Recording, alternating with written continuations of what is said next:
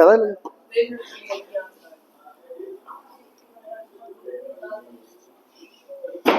हाँ जी बच्चे देखो नया चैप्टर स्टार्ट कर रहे हैं आपका कोऑर्डिनेट ज्योमेट्री। बहुत ज्यादा इजी है चैप्टर बेटा। सुनो भाई प्लीज ना बोलो। अब यहाँ पे पहले बेसिक्स ए और बी एक्सरसाइज आपके सिलेबस में नहीं है, बट थोड़ा सा पार्ट जरूरी है बताना, नहीं तो कुछ भी समझ नहीं आएगा भी क्या है। सिंपल ग्राफ के ऊपर होगा सारा चैप्टर। ये इस लाइन को क्या बोलते हैं पता है? X axis. This line will be y axis. Intersection of x axis y axis is at origin 0,0। 0,0 origin बोलते हैं, ओ के साथ रिप्रेजेंट करोगे। Right side 1 2 3 like this. X right side होगा पॉजिटिव, लेफ्ट साइड क्या होगा? Negative. Upward y positive, downward y negative. Y x positive x negative, y positive y negative. इस पूरे बोर्ड को इस लाइन ने इन लाइंस में 4 पार्ट में डिवाइड कर दिया, that is 4 quadrants. This is known as first quadrant, this will be second quadrant, third quadrant, fourth quadrant. First quadrant के अंदर एक्स भी पॉजिटिव वाई भी पॉजिटिव। अच्छा कोई पॉइंट लिखते हैं, मान लो 2,3। हमेशा पहले वाला कोऑर्डिनेट एक्स होता है, दूसरा कोऑर्डिनेट हमेशा वाई हो। हमेशा पहले वाला किसको रिप्रेजेंट करेगा? एक्स की पोजीशन भी एक्स से कितना दूर है, ओरिजिन से कितना दूर आगे है। वाई क्या होगा? ऊपर कितना जा रहा है या नीचे कितना जा रहा है। अब यहाँ पे सेकंड क्वाड्रेंट में क्या नेगेटिव होगा? एक्स नेगेटिव होगा, वाई। थर्ड में एक्स भी नेगेटिव वाई भी नेगेटिव। फोर्थ में बेटा x negative y positive. Clear? X positive y negative, sorry x positive y negative. इसमें किसी को डाउट? अगर मैं एक्सिस की बात करूं, एक्स एक्सिस के ऊपर क्या 0 होगा? Y coordinate will be 0। कैसे? अच्छा मुझे कोई पॉइंट लोकेट करना है, लोकेशन ऑफ पॉइंट्स आता है करना? हाँ वही बता रहा हूँ बेटा, वही बता रहा हूँ, इस पे अलग से बता रहा हूँ। पॉइंट लोकेशन लोकेट करते हैं। अच्छा ईमानदारी से बताना, पॉइंट लोकेट करना आता है? सबको आता है? पॉइंट लोकेट करना आना चाहिए। आगे 2 चैप्टर करेंगे हम विद इन 2-3 डेज। 2 चैप्टर हो जाएंगे। बेसिक आज हो जाएगा कोऑर्डिनेट ज्योमेट्री का, परसों खत्म हो जाएगा कोऑर्डिनेट ज्योमेट्री क्लास में। एक दिन ग्राफ पे लगेगा आराम से। ग्राफ वाले क्वेश्चन में चैप्टर में 8 क्वेश्चंस हैं, इसमें 10 क्वेश्चंस हैं। बहुत इजी। एक दिन टेस्ट इधर आ 1,2 पॉइंट लोकेट कैसे करोगे? 1,2 जब भी कोई पॉइंट लोकेट करना, मान लो ए पॉइंट है, 1,2 लोकेट करना है, तो कैसे लोकेट करोगे? ओरिजिन से चलोगे पहले एक्स की तरफ। कितना एक्स? पॉजिटिव के नेगेटिव? पॉजिटिव बोलोगे तो राइट साइड जाओगे, नेगेटिव बोलोगे तो लेफ्ट साइड जाओगे। तो पहले पॉजिटिव, चलो 1 आ गए। अब वाई कितना? पॉजिटिव या नेगेटिव? पॉजिटिव तो 2 ऊपर चले जाओ, तो ये पॉइंट आ गया 1,2। क्लियर है? ए पॉइंट कोऑर्डिनेट आ गया, ए के कोऑर्डिनेट। अगर कोई बी पॉइंट है -3,2, कहां पे होगा -3,2? -3,2 ये बी पॉइंट आ गया। अच्छा मुझे बताओगे ध्यान से, ये पॉइंट के कोऑर्डिनेट्स क्या होंगे? कोऑर्डिनेट्स बताओ आप क्या होंगे? -2,2 या 2,-2? अच्छा कईयों के लिए सेम ही होता है सर, माइनस कहीं लगा दो मन करे, ऐसा नहीं है। ये वाला होगा, ये नहीं है। ये कहां पे होगा? In which quadrant it will lie? This one it will x negative y positive, 2 इधर 2 पर, ये पॉइंट होगा -2,2 सेकंड क्वाड्रेंट के अंदर।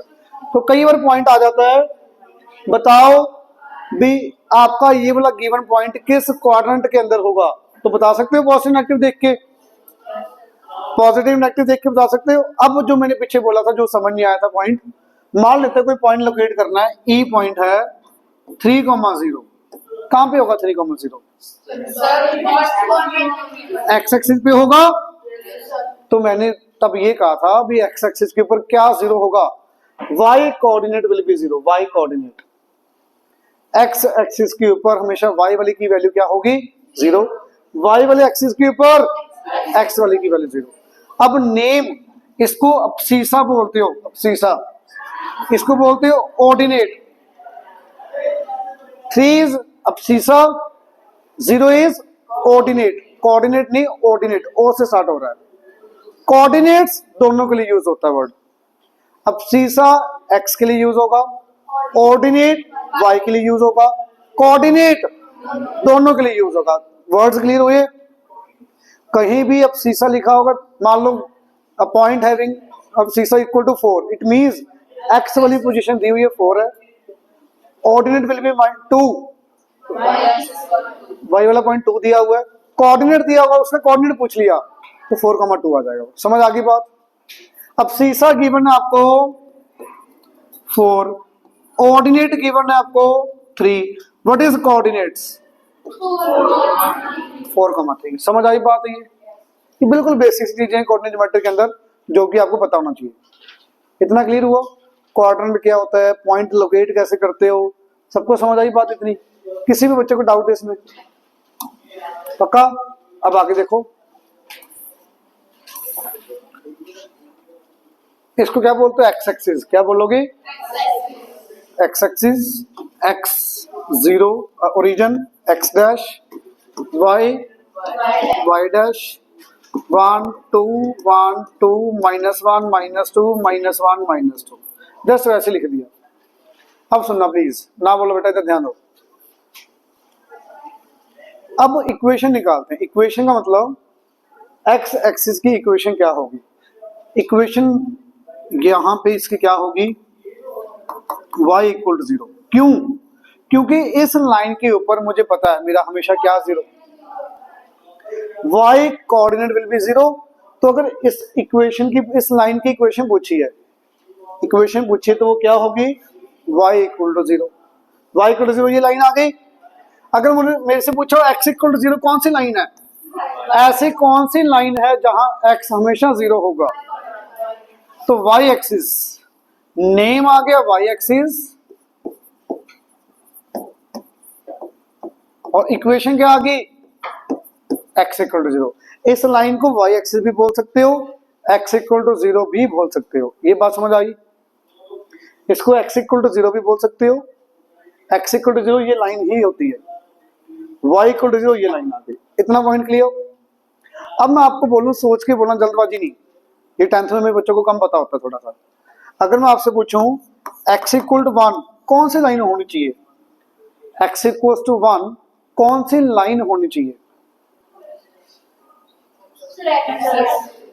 अब ये देखना, मैं हजारों पॉइंट बना रहा हूँ, ये हजारों, बहुत सारे पॉइंट्स, इनफिनिट पॉइंट्स हैं। इन पॉइंट्स के ऊपर क्या लग रहा है आपको, क्या क्या कोऑर्डिनेट्स हैं इनके, इन सबके कोऑर्डिनेट्स क्या हैं? इन पॉइंट्स के कोऑर्डिनेट्स क्या होंगे? x की वैल्यू कितनी, y कुछ भी होगा, ऊपर जाओगे y बढ़ता जाएगा, नीचे जाओगे y कम होता जाएगा। इट मींस इसकी इक्वेशन क्या आ गई लाइन की, x equal to 1, x equal to 1 ये वाली लाइन होगी। मतलब इस लाइन के ऊपर बहुत सारे पॉइंट्स, और उस हर पॉइंट के ऊपर x की वैल्यू कितनी, 1। अब समझ आया? भी बहुत सारे पॉइंट्स हैं, dot dot dot dot dot, उन सबके ऊपर x की वैल्यू 1, y कुछ भी हो सकता है।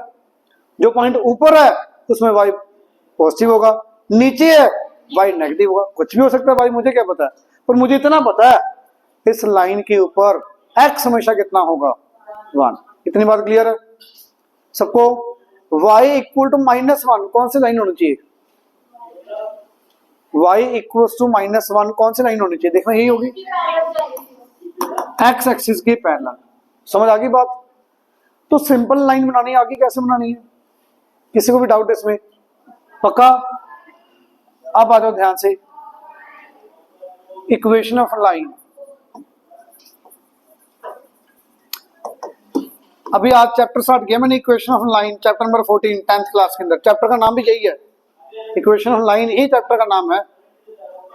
तो जो भी मैंने आज आपको पढ़ा रहा हूँ 10th में सेम आएगा आगे एज इट इज, बल्कि ज्यादा आएगा। ये तो आना ही आना जो आज करेंगे। ध्यान से सुनना बेटा, इक्वेशन ऑफ लाइन, कोई भी लाइन की equation ax plus b y plus c की फॉर्म में होगी। मतलब ये क्या लग रहा है, देखो ध्यान से, थोड़ा इजी करके लिखता हूं इसको। x plus 2y minus 3 equal to 0। A B C put कर दिए कुछ भी, तो x की पावर 1 y की पावर 1, पावर 1 होनी चाहिए वेरिएबल की, तो वो किसको रिप्रेजेंट करेगा, लाइन को रिप्रेजेंट करेगा। चाहे a 0 हो b 0 हो, मान लेते हैं a 0 है, 0 इंटू एक्स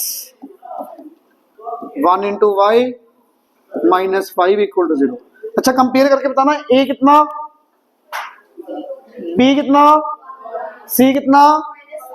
तो बेटा ये क्या बना देखना, 0 into x 0 into x 0, 1 into y उधर जाके 5, तो यही तो y इक्वल टू 5। तो आपको पता है y इक्वल टू 5 कैसे होगी लाइन, जस्ट मैं अभी 1 मिनट पहले बता के आया हूँ, y equal to 5, y equal to 1, x equal to 2। तो ये भी इक्वेशन ऑफ लाइन है, देख लो, जिसमें a की वैल्यू 0 है, b की वैल्यू 1 है, c की वैल्यू माइनस 5 है। जस्ट आपको एक आइडिया दे रहा हूँ भी ये इक्वेशन ऑफ लाइन होती है। कितना आइडिया मिला? उस इक्वेशन ऑफ लाइन के अंदर अकेला y भी हो सकता है, अकेला x भी हो सकता है, दोनों भी हो सकते हैं। ये बात क्लियर? अकेला x हो अकेला y हो, आपको लाइन ड्रॉ करनी आ जाएगी। मुझे बताना x इक्वल टू माइनस 3 कैसे लाइन होगी, ये कहां पे पास करेगी, कहां पे पास करेगी x equal to minus 3 line? दिख रहा है सबको, ये लाइन होगी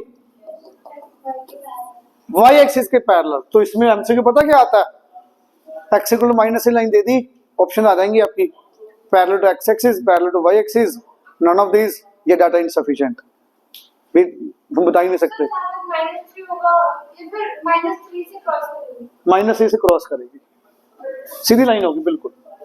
तो ये line parallel to, perpendicular to, दोनों का मीनिंग सेम है, अलग अलग है? बात समझ आ गई? जो चाहिए होगा वैसे आप आंसर दे दोगे। क्लियर? अब आ जाओ इस लाइन के ऊपर, सिंपल लाइंस पता लगी। जब अकेला x हो अकेला y हो, लाइंस आ जाएंगी। जब दोनों हो तब कैसे बनेगी, वही क्वेश्चन है। अब सुना ध्यान से, लाइन कुछ ऐसे होगी, कुछ ऐसे होगी, टेढ़ी मेढ़ी होगी, सीधी नहीं होगी, ऐसे होगी ऐसे होगी, फिर तो x और y होगा, parallel to y axis, parallel to x axis, सीधी ये y वाली वैल्यू होगी, ये x वाली वैल्यू होगी। तो जब x और y दोनों आ गए तब टेढ़ी मेढ़ी लाइन होगी। कुछ टेढ़ी मेढ़ी का मतलब ऐसे लाइन नहीं होगी, लाइन तो सीधी होगी, मतलब कुछ एंगल पे होगी। लाइन तो हमेशा सीधी होती है, टेढ़ी मेढ़ी लाइन का मतलब कुछ एंगल पे होगी, स्लैंट होगी। समझ आ रही है बात? अब सुनना, एक नया टॉपिक आएगा इसके अंदर। अब मैं थर्ड एक्स से स्टार्ट कर रहा हूँ। बेसिक समझ आ गया क्या था? कोऑर्डिनेट ज्योमेट्री के अंदर क्वाड्रेंट क्या होते हैं, पॉइंट्स क्या होते हैं, एक्स कोऑर्डिनेट क्या होता है, वाई कोऑर्डिनेट क्या होता है। अब सीसा क्या था, एक्स कोऑर्डिनेट, एक्स एक्सिस नहीं, एक्स कोऑर्डिनेट। अब ऑर्डिनेट क्या था, वाई कोऑर्डिनेट। कोऑर्डिनेट्स क्या है, x comma y, x comma y. Clear है? क्लियर है? एक्स एक्सिस के ऊपर क्या जीरो होगा, वाई एक्सिस के ऊपर क्या जीरो होगा, एक्स। समझ आ गई बात? एक्स इक्वल टू 2 लाइन ऐसे बनेगी parallel to y axis, y equal to 3 line parallel to x axis. ये समझ आया इतना सब कुछ? ये बेसिक है इस चैप्टर का, जो ए और बी एक्साइज में था, मैंने बता दिया जस्ट इंट्रोडक्शन पार्ट। अब करते हैं सी एक्सिस।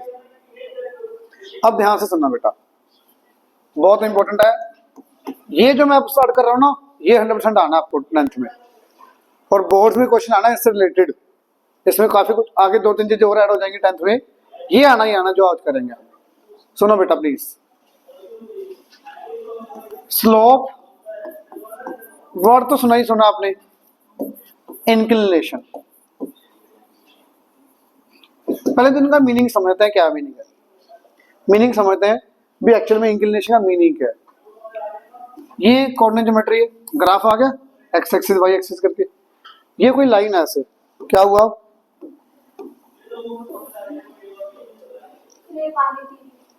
किलो पानी क्या हुआ,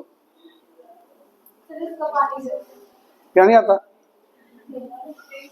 अच्छा ये देखो बेटा, प्लीज सुनो, ये कोई लाइन है बेटा, कोई लाइन है। अब ये लाइन का एक्स एक्सिस के साथ कौन सा एंगल दिख रहा है, एंगल, दो एंगल दिख रहे होंगे शायद, एक तो ये दिख रहा है, एक ये दिख रहा है ना, एक्स एक्सिस के साथ दो एंगल दिख रहे हैं, तो इंक्लिनेशन हमेशा कौन सा होगा, थीटा। इंक्लिनेशन मतलब एंगल, इंक्लिनेशन का मतलब एंगल, कहां से, एक्स एक्सिस से, from positive x axis.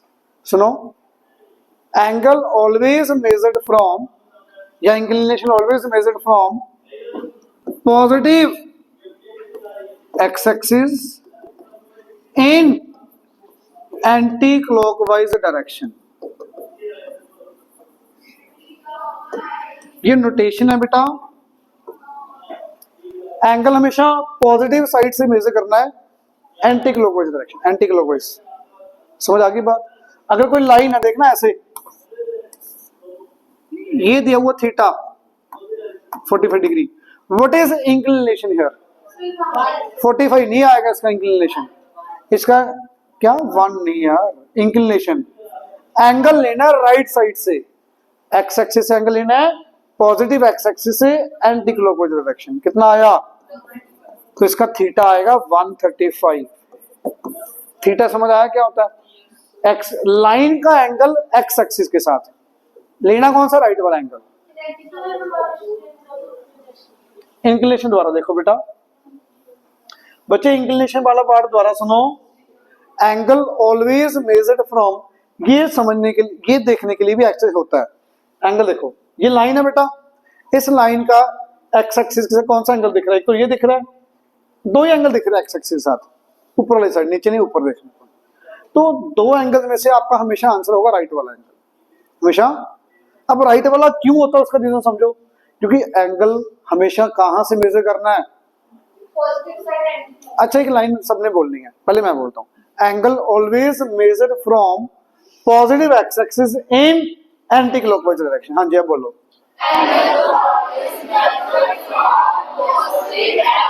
In anti clockwise, ठीक है। तो एंगल हमेशा पॉजिटिव एक्स एक्सिस से एंटी क्लॉकवाइज डायरेक्शन में मेजर करना है, तो इसका थीटा पूछा मुझे से, इंक्लिनेशन पूछा कितना, मुझे एंगल मान लेते ये दिया हुआ है 30 डिग्री, तो इसका इंक्लिनेशन कितना आ गया, 30 डिग्री आ गया। अब कोई और लाइन है ऐसे, ये लाइन दी हुई है, ये वाला एंगल दे रखा है 60 डिग्री, मेरे से थीटा पूछ लिया, इसका क्या होगा, 60 डिग्री नहीं होगा, तो मेरा आंसर क्या आएगा, positive x axis right side इन एंटी क्लॉकवाइज डायरेक्शन चलूंगा, ये एंगल कितना आ गया 120 डिग्री, तो theta will be here 120 degree. अब समझ आया, एंगल आपका हमेशा क्या होगा, राइट साइड वाला, ऐसे समझ लो, ये चीज कम समझ आ रही है तो राइट वाला एंगल लेना। राइट वाला लेना क्यों होता है, क्योंकि आपको पॉजिटिव एक्स एक्सिस से मेजर करना है एंगल। अब कई बार ऐसा आगे देखना, ये वाला डायग्राम, ये आगे लाइन, सर आपने कहा था पॉजिटिव एक्स एक्सिस से, ये तो नेगेटिव एक्स एक्सिस आ गई, अरे डायरेक्शन तो वही है ना, पॉजिटिव एक्स एक्सिस ऐसे, तो ये वाला एंगल आ गया इसका थीटा, ये वाला थीटा नहीं होगा, एंगल हमेशा राइट साइड वाला लेना है बस, एक लेफ्ट साइड एक राइट साइड, तो राइट वाला लेना क्यों, क्योंकि पॉजिटिव एक्स एक्सिस से लेना होता है, इधर से इधर पॉजिटिव है ना, इसको घुमा दो ऐसे, ये एंगल आता है। क्लियर, थीटा समझ आया क्या होता है, थीटा समझ आया क्या होगा, इंक्लिनेशन पता लगा है, स्लोप क्या होगी, अच्छा स्लोप तो आपको नेम से क्लियर है, इसकी स्लोप ज्यादा लग रही है कि इसकी स्लोप ज्यादा लग रही है, L1 की स्लोप ज्यादा क्या L2 की, L2 की स्लोप ज्यादा, मतलब ज्यादा स्लैंट है, स्लैंट ज्यादा है, पता लग रहा है स्लैंट ज्यादा है। तो यहाँ पे वैसे ट्रिग्नोमेट्री के अंदर पढ़ोगे आप अच्छे से, इसको ट्रिग्नोमेट्री के चैप्टर करेंगे जब हम आगे, 21st चैप्टर आपका, उसके अंदर और अच्छे से क्लियर हो जाएगा। स्लोप का सिंबल है m, that is equal to tan theta, किसके इक्वल बेटा, tan थीटा। तो m is represented as slope and which is equal to tan theta, और थीटा की वैल्यू डिग्री में होगी, m की वैल्यू कुछ आएगी। मान लो थीटा 0 डिग्री, तो tan 0 की वैल्यू होती है बेटा 0 होती है। टेबल है बेटा, ये टेबल साइन कॉस tan सबकी आपको याद करनी पड़ेंगी। अभी के लिए मैं सिर्फ tan का बता देता हूँ। 30 डिग्री के लिए अगर theta 30, very good, tan 30 degree की वैल्यू होगी बेटा 1/√3, 45 की वैल्यू होगी tan 45 इक्वल्स टू 1। तो ये m की वैल्यू आ रही है, m की वैल्यू आ रही है, ऊपर लिख दी हमने। 60 डिग्री के लिए बेटा ओनली √3, 90 डिग्री के लिए नॉट डिफाइंड। इन्फिनिटी या नॉट डिफाइंड एक ही बात है। समझ आ गई बात है ये सबको? किसी भी बच्चे को डाउट इसमें देखना ध्यान से। मैंने कहा था क्लास में खत्म हो जाएगी एक्सरसाइज, मतलब सारी एक्सरसाइज नहीं, सारी तो आज नहीं होगी। वरना क्या लिखा है, find the inclination of the line A B.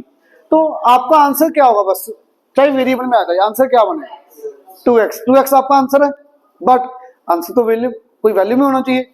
अभी के लिए मुझे इतना लग रहा है मेरा थीटा 2x आ गया, बट कोई रिलेशन लगाओ, आपको दिखना चाहिए कोई ना कोई रिलेशन यहाँ पे, शायद आप बता पाओ। x plus 2x plus 90 equal to angle sum property, तो 3x equals to 90, x equals to x के लिए 30 आई, तो थीटा कितना था 60। बेटा थीटा 1/√3 नहीं है वो। स्लोप पूछी हो अगर इससे tan 60 degree, it will be √3। तो जो √3 हो बोल रहे हो आप, वो स्लोप है। मैंने स्लोप तो पूछे नहीं क्वेश्चन में, क्या पूछा इन्होंने, अकेला एंगल पूछा। स्लोप वर्ड लिखा होगा तो पहले एंगल निकालना पड़ेगा, फिर स्लोप आएगी। पहले एंगल निकालना ही पड़ेगा स्लोप के लिए। समझ आया थीटा? तो स्लोप इंक्लिनेशन 60 डिग्री आ गया, स्लोप √3 आ गई। ये बताने की कोशिश करोगे? ये एंगल x ले लूं, ये भी कितना हो जाएगा, फिर कितना आ गया था x विल बी थीटा कितना आ गया, स्लोप कितनी आ जाएगी अगर स्लोप पूछी हो इसकी 1। क्लियर है? तो रिपीट करते हैं, सुनो। अगर theta 0, what is m 30 degree के लिए tan थीटा tan 45 अकेला 1, tan 60 डिग्री √3, tan 90 डिग्री, बस होशियार हो गया। देखो देखो प्लीज, पहला क्वेश्चन हो गया, पहला क्वेश्चन हो गया, दूसरा क्वेश्चन भी आपको आ गया। देखो जल्दी बता दो आंसर, √3 आंसर। ऐसा चैप्टर है देखो आप। हाँ जी, m दे दिया, थीटा पूछ लिया, तो 1/√3 30 डिग्री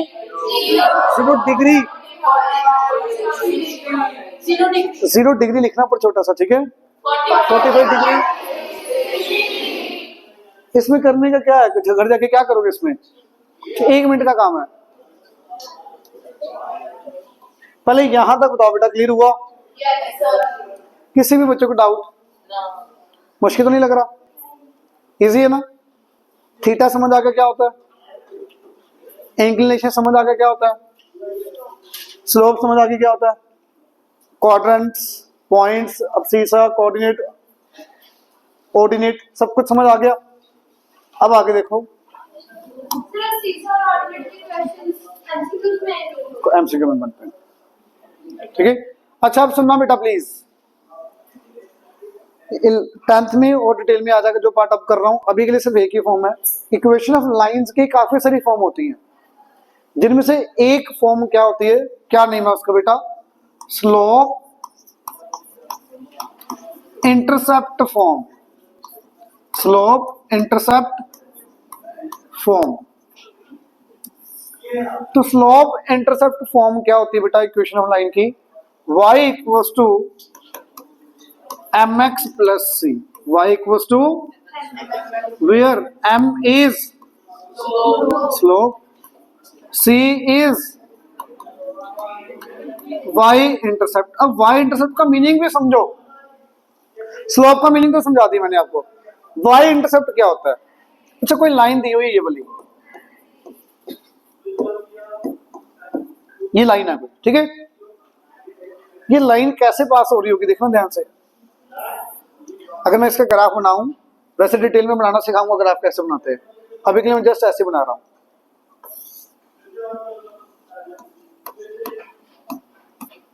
ये ग्राफ है इसका, कैसे पता लगा मुझे, थीटा कितना, थीटा थीटा 60 समझ आया कैसे, m √3 आ गया, tan √3 कहां पे होता है 60 डिग्री पे, तो 60 डिग्री आ गई थीटा की वैल्यू। और y इंटरसेप्ट का मतलब, ये y इंटरसेप्ट कौन सा पॉइंट होता है, जो लाइन है y एक्सिस को कहां पे कट कर रही है, that is y intercept. x intercept का मतलब x एक्सिस पे कहां पे कट कर रहा है, y इंटरसेप्ट का मतलब y एक्सिस पे कहां पे कट कर रही है। यहां पे y इंटरसेप्ट की वैल्यू, इट मींस ये लाइन y एक्सिस को 2 पे कट कर रही है, बस 2 से पास हो रही है। इतना क्लियर हुआ, समझ आया y इंटरसेप्ट का मतलब। अगर कोई लाइन ये दी हुई है y इक्वल टू 1/√3 x - 5, इसका मतलब बता दो क्या है, कुछ ऐसी लाइन होगी, ये 30 डिग्री आ गया और 1 2 3 4 5 यहां से पास हो रही है। समझ आया लाइन कैसे होगी, कुछ है ऐसे, बेटा एंगल ज्यादा हो जाएगा 30 डिग्री से। समझ आ गई बात, 30 डिग्री एंगल भी आ गया और -5 भी आ गया। एक आइडिया मिला क्या होती है सबको। अब सबसे इंपॉर्टेंट पार्ट जो कि एग्जाम में आएगा, जो हमने पहले 3 क्वेश्चन किए हैं वो बहुत ज्यादा इजी है, ये इतना इजी एग्जाम में आने के चांसेस थोड़े कम होते हैं। अब देखना बेटा, कोई लाइन दी हुई है आपको, ये लाइन दी हुई है, लाइन हमेशा, लाइन की इक्वेशन हमेशा एक साइड होगा सब कुछ, ax + by + c = 0 equation of line आ गई। देखो ये भी इक्वेशन ऑफ लाइन है, ये भी इक्वेशन ऑफ लाइन है, बस फॉर्म अलग अलग है। ये जनरल फॉर्म है, ये स्लोप इंटरसेप्ट फॉर्म है ये भी इक्वेशन ऑफ लाइन, ये भी इक्वेशन ऑफ लाइन। इसमें ए बी से कुछ ना कुछ होगा, इसमें एम और सी कुछ ना कुछ होगा। ये सी और ये सी आपका वाई इंटरसेप्ट, ये सी अलग है, ये वाला सी अलग है, ये सी यहाँ पे वाई इंटरसेप्ट है, यहाँ पे कुछ भी हो सकता है। अब क्या ये इक्वेशन ऑफ लाइन है, मुझे यहां से इस इक्वेशन का पूछा है स्लोप और वाई इंटरसेप्ट, कैसे आएगा, कोई बच्चे के दिमाग में आइडिया आ सकता है। मैं इस इक्वेशन को बनाऊंगा इस फॉर्म में, कैसे बनेगी, सिंपल, यहां से y की वैल्यू निकाल दो, किसकी वैल्यू, y की वैल्यू। आपने चैप्टर नंबर 6 कर लिया, लीनियर इक्वेशंस कर लिए ना, मतलब इक्वेशन कैसे सोल्व करते हो। यहां से y की वैल्यू निकालते हैं, y की वैल्यू आराम से एक एक स्टेप करके निकालनी है, जल्दबाजी नहीं करनी। 3y इक्वल टू कितना आ गया, पहले 3y equals to -2x, simple सा स्टेप बताओ, मुश्किल तो नहीं लग रहा, मैं ज्यादा फास्ट करवा रहा हूं मुझे लग रहा है, समझ आ रहा है सबको, फास्ट तो नहीं लग रहा, युग प्रतीक समझ नहीं आया, पक्का सोया पड़ा था, हाँ दिख नहीं रहा, वीडियो पॉज करियो।